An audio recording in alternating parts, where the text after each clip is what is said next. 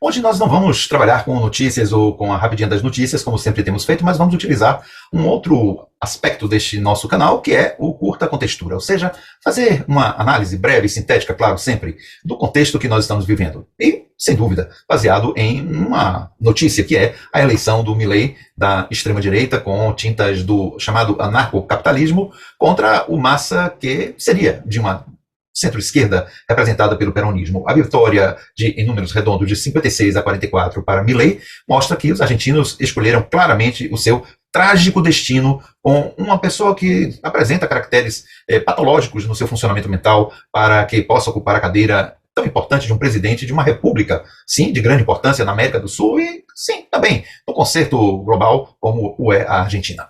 Bem, os argentinos escolheram, e escolheram de forma decidida, de certa forma protestando contra o governo peronista, que não conseguiu resolver graves problemas econômicos, principalmente os da alta inflação que atinge a Argentina. Muito bem, é uma espécie de grito de protesto contra o que seria um fracasso do governo peronista. Entretanto, as promessas de Milei, que lembram muito as promessas da dupla Bolsonaro-Guedes, de liberação completa da economia, de liberação completa dos diversos setores da vida argentina, pode ser um tiro no pé. Isso porque, se você sempre prega no atual estado de condições de vida no planeta, em que há uma população preponderantemente pobre em termos globais, e que se repete estatisticamente mais ou menos nos países, em torno de 90% da população que não detém os 90% da riqueza de um país, você tem uma conta que não fecha.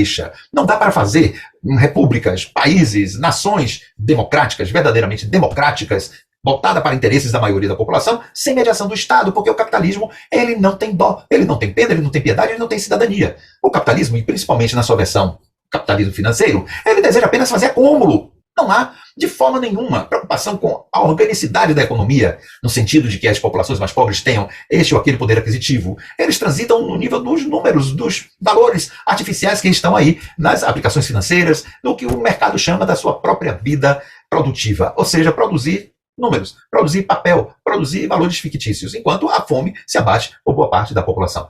É essa a pregação do anarcocapitalismo, basicamente. Tem outras nuances, mas aqui não vamos gastar o nosso tempo estendendo isso. Basta que a gente entenda que, sem a intervenção do Estado, sem que haja um Estado voltado para os interesses da população, naturalmente que a população mais vulnerável, que é a grande parte das populações nos países, principalmente em países como Brasil, Argentina, os países da América do Sul, os países da América Central, boa parte dos países da Ásia, enfim, essa população fica desassistida. Isto se chamaria, digamos, uma preocupação socialista? Sim, no sentido de que você tem que prover à sociedade uma melhor distribuição de renda e acabar com o profundo fosso que existe entre as elites, os mais ricos e os mais pobres. E o achatamento da classe média, que é o que tem ocorrido com o neoliberalismo, com o fracasso do neoliberalismo e agora a tentativa de ressurgimento através do chamado anarcocapitalismo que o Milei representa.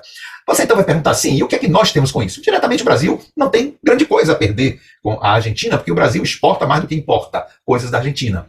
Embora seja, sim, um importante parceiro no Mercosul, mas o Brasil tem outras chances, outras possibilidades, agora ainda mais com o BRICS, de aumentar suas exportações e de encontrar outros canais de importação. Importa da Argentina para poder, nessa frátria sul-americana e principalmente americana, os argentinos ter aporte de recursos com as suas importações e exportações, porque a Argentina sofre de um imenso déficit nas suas reservas econômicas. Então o Brasil, com relação à Argentina economicamente, não tem grandes problemas, não terá grandes problemas. A Argentina, muito mais, é o que se tem em termos de uma análise mais imediata. Entretanto, o reflexo que se dá no Brasil é porque a esquerdalha canalha, essa direitalha que insiste em ficar gritando feito hienas no nosso cenário diuturno, nas redes sociais, no Congresso, onde seja, está comemorando a vitória de Milei como se fosse a possibilidade de um ressurgimento do bolsonarismo aqui no Brasil e do trumpismo nos Estados Unidos. Aqui no Brasil, sim, o bolsonarismo infelizmente ainda persiste como uma peste, como algo que empestia o nosso ar no dia a dia, nas redes, na imprensa, no Congresso. E as nossas vidas, enfim, empestia. Mas é uma força ainda considerável. Espero-se que em breve ela morra definitivamente. Mas vai demorar um pouco.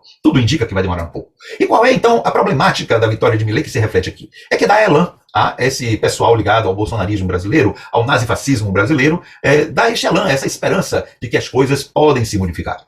E com isso, a reação da direita no Congresso brasileiro, a reação das forças da direita nos meios de comunicação social, e aqui estamos falando da direita enlouquecida, a extrema-direita enlouquecida, cria problemas para a governança do Brasil. Porque eles não têm pauta que atenda a interesses populares. Eles não têm, nem na retórica, a possibilidade de dizer sobre interesses que atendem a maioria da população, porque eles são orientados para o trabalho em favor das elites, embora queiram oficialmente combater as elites. Eles trabalham em favor dela. Foi isso que Bolsonaro fez com Paulo Guedes. Enriqueceu mais os mais ricos, empobreceu mais os mais pobres. Então não há pauta popular a ser atendida por gente da direita, principalmente os da extrema-direita. Embora falem populisticamente, eles não estão preocupados de forma nenhuma com o povo. Eles estão interessados consigo, com o exercício do poder, e transferir para o capital dominante, o capital financeiro, os recursos do país, esmagar os mais pobres, esmagar a classe média e fazer ressair as elites, tornando a classe média empobrecida e os pobres escravos do capitalismo financeiro e da réstia de capitalismo produtivo que exista e da empregabilidade precarizada. Essa é a modelação social e econômica desse povo da extrema direita, da direitalha, da direita canalha. E aí a gente vê que o Milei, ao vencer, traz para os bolsonaristas, traz para os bolsomínios essa alegria incontida de uma vitória que não pertence ao Brasil, que pertence à tragédia argentina. É como se fosse num tango trágico, numa milonga trágica, os argentinos vão sofrer com este translocado que assume a presidência.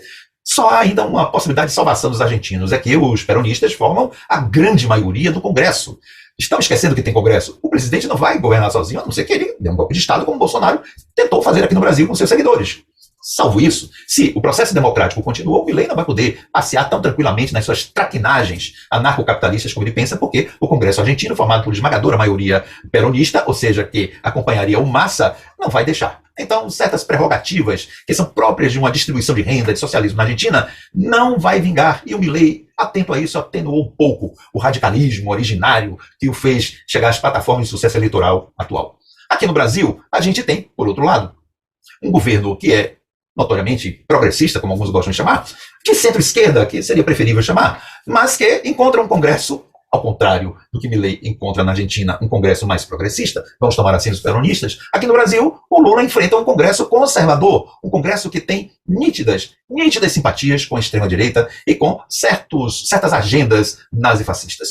E tenta impedir que Lula tenha sucesso significativo. E Lula tem conseguido este sucesso até significativo, fazendo muita manobra, fazendo muita negociação, como é no seu caráter, da sua capacidade de um grande estadista, de um grande governante, como ele efetivamente é. Sempre tenho dito, é um desperdício com um Congresso como este, canalha, péssimo, de péssima qualidade, feita na sua maioria por bandidos da direita e da extrema-direita, que Lula esteja governando. É um desperdício. Lula merecia estar governando um país civilizado, com um Congresso mais à esquerda, mais qualificado, mais capacitado intelectual, política e moralmente para levar este país, em poucos anos, a uma alavancagem extraordinária. Não consegue, e aí tem que ficar lidando com gente como Lira, como Pacheco e outros elementos a mais aí nas negociações para poder governar. É uma pena. Mas, provavelmente, Lula vai conseguir sucesso no seu governo se, como sempre, as artimanhas da direita, da extrema-direita, as ligações com o americanismo, com a mídia corporativa, não conseguir paralisá-lo ou defenestrá-lo antes do tempo. Lula continuará e se se candidatar à reeleição, provavelmente ele vai ser eleito pela quarta vez. Mas, se não for ele, um candidato da centro-esquerda, da esquerda, poderá obter sucesso, por exemplo, como Flávio Dino, talvez como o próprio Haddad, porque o que dá voto é o sucesso da economia, é a melhoria de vida da maioria da população brasileira. E é isto que o Congresso, orientado para a direita e para a extrema-direita do Brasil, não quer. Quer empacar o governo Lula, quer fazer com que ele fique parado para, não promovendo melhorias, não apareça como grande governança que pode promover para este país que está ferido ainda pela extrema-direita, pela direitalha canalha representada pelo bolsonarismo, pelo seu mito, e por todos esses seguidores translocados que trafegam nas sessões do Congresso, seja na Câmara dos Deputados, seja no Senado. Então, embora Milei tenha ganho na Argentina a presidência, ele não ganhou o jogo. Como aqui no Brasil, embora Lula tenha ganho a presidência, ele ainda está num intenso jogo de 0-0 com este Congresso canalha.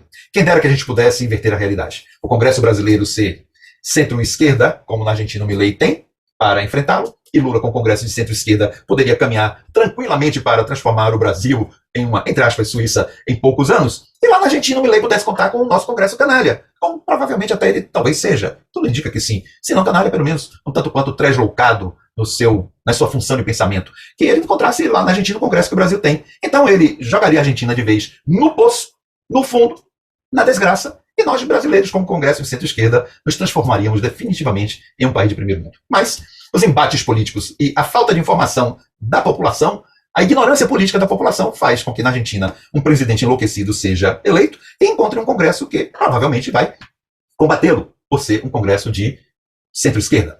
na sua maioria. E aqui no Brasil é o inverso. Elegemos um presidente de centro-esquerda ou de esquerda e temos um Congresso que, sinceramente, gosta de bota de militar, gosta de cheiro de militar, ou então aprecia certos bigodinhos que vigoraram na Alemanha pelos meados, quase meados, do século XX. São coisas da política, são as contradições de populações que não têm a devida formação política, a devida intelectualidade, a devida preparação, o devido senso de análise crítica para serem coerentes nas suas escolhas. Paciência. Por enquanto, lamentamos pelos argentinos, mas têm o que merecem. E aqui no Brasil, nós não lamentamos ainda, mas esperamos que não venhamos a lamentar o desperdício que se faça com o impedimento de Lula avançar nas suas políticas e na sua governança por causa de um Congresso que merece estar no lixo, em sua grande maioria. Um abraço, então, que nós possamos nos encontrar de novo a qualquer momento.